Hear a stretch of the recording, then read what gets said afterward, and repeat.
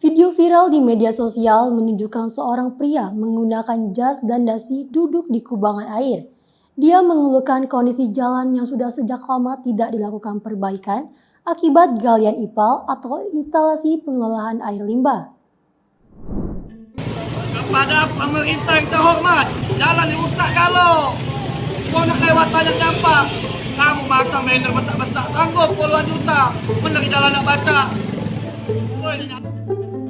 Menanggapi ini, PJ Wali Kota Palembang Ratu Dewa langsung mengutus PJ Sekretaris Daerah Palembang Gunawan untuk melihat langsung ke lokasi yang berada di Kecamatan Ilir Timur 1 Palembang, Selasa 23 April 2024. PJ Sekda mengajak serta pihak Balai Prasarana Pemukiman Wilayah Sumatera Selatan untuk turun langsung mengecek kondisi jalan Segaran yang mengalami kerusakan akibat proyek pembangunan IPAL beberapa waktu yang lalu.